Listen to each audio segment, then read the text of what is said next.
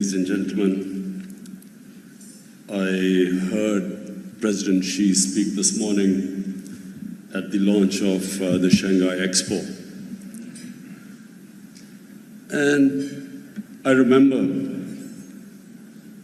the time when China was a closed society and when US was urging the world to open up their economies, remove the trade barriers. And I saw great irony that now it was China, led by President Xi, asking for free trade, remove protectionism. I'll just give you my take on this from my experience as a sportsman. During my sporting years, I saw two types of sportsmen. One sportsman who was worried about losing, and the other one who only thought about winning. Two different mindsets. The mindset which is scared of losing takes decisions out of fear, and such sportsmen only at best achieved mediocrity. The other one who thought about winning, they took risks, they took chances. They weren't scared of failure. They had setbacks. They faced much greater problems than the ones who played safe. But then they were the ones who became champions. So the difference between two approaches, one is out of fear, protectionism, that mindset will only have short-term gains. The other one, reflected by President Xi, is someone who's prepared to take chances and risks, and they will, in my watching him from now, I think he will lead China to greater and greater successes.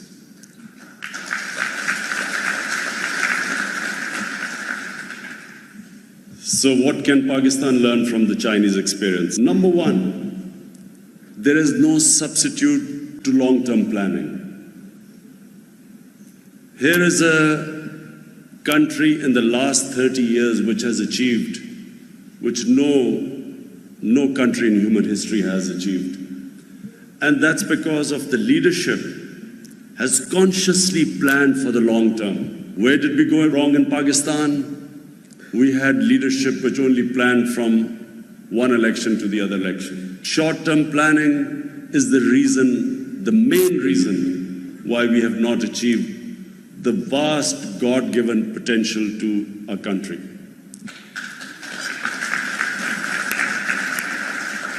Secondly, a leadership that took a decision in China that there is no such thing.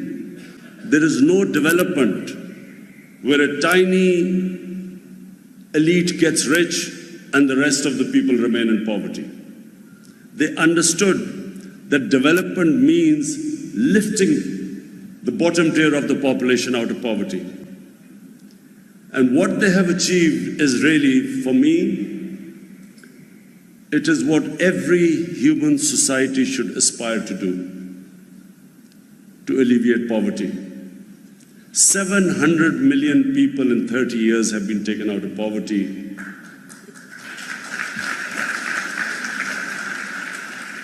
And this is the model which Pakistan should follow. Inshallah, we will follow that model.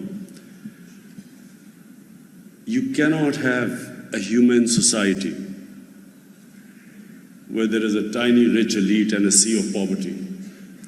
Unfortunately, in Pakistan, the rich have got richer and the majority have got poorer. And so we go back from China, learning from the experiences, all the steps we are going to take to alleviate poverty.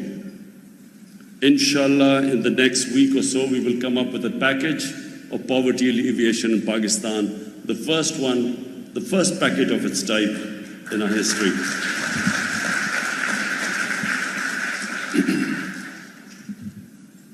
The next thing we learned from the Chinese experience is the importance of skill education, human development, but specifically developing the human beings with purpose, with skills. Initially, from what I can gather, Chinese working overseas were urged to come back.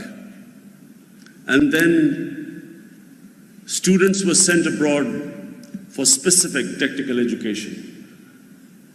And this is really the most important thing we need to do in Pakistan. We need to have a population that is skilled. Even if we cannot afford right now higher education for most of our population, at least we can train them in skills. And this is the basis. You cannot industrialize, you cannot go into high-tech industry unless you have skills. We are very fortunate, well, unfortunate in a way because it wasn't intentional, but because we mismanaged our country, a lot of Pakistanis went abroad for education.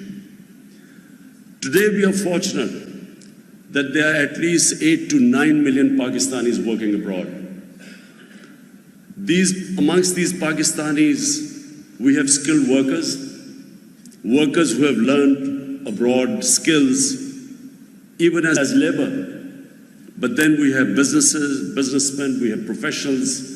And so this is what my government will be targeting, trying to get skilled people back into Pakistan, trying to get them to work in developed institutions where we can find employment for them. But above all, we want to invite Pakistani businesses to come back and invest in Pakistan. And then what we learned from the Chinese experience is that their leadership kept evaluating themselves, self-analysis. One of the principles written on the Central Party School of the Communist Party, which I went yesterday, was to correct your mistakes. Learn from your mistakes. No institution, no country can progress which does not learn from its mistakes. If Pakistan had learned from its mistakes, it would not be where it is right now. We kept repeating our mistakes. And yet, in the last 30 years, there was a constant reevaluation in the Communist Party. It kept looking back, changing course, changing directions. What was the Communist Party 50 years ago? And where was China? Where was it 40 years ago? And then 30 years ago, the change it took, changed courses. In Darwin's famous theory about survival of the species, it's not the fittest who survive. It is the most adaptable who survive. And today, this is what we can learn from China. We have been working for a while, but we need to constantly evaluate our course. Where are we heading? What mistakes did we make in the past? What is the vision for the future of Pakistan? Where do we see Pakistan in 5 years, in 10 years, in 15 years, in 20 years? And this is, if one thing I've learned on this trip from the Central Party School, the brain, the think tank of the Communist Party, that we must have a think tank. Because we ministers, we have no time to think. The Prime Minister, the ministers, we are constantly, ever since my party has been in power for these 2 months, all we have been trying to do is to figure out how to get out of the crisis. We need a separate think tank which can sit back dispassionately, look at where we are performing, look at our various ministries, what they're doing, and constantly tell us, look ahead and say where we are going wrong, what is that we are doing right. So this is what we've learned. My team has learned that we will now go back and have a powerful think tank which will constantly be looking ahead and pointing how we can reach our vision. One of the things, and I must credit President Xi as a real statesman, one of the things they realized was the conditions must be made so that people want to invest. You must remove all impediments in the way of the investor. What is the world calls ease of doing business. You can only have ease of doing business if the cancer which creeps into every society is removed, and that is corruption. What corruption does is it makes it difficult for people to do business. And specifically the small and medium industry, which employs most number of people. The small and medium industry cannot function in a corrupt society. And so what did President Xi do? Mr. Wang, who's the vice chairman, I think, of the Communist Party, who's responsible, whose job it is to, in the Communist Party, to take care of corruption. It's called the discipline in the party.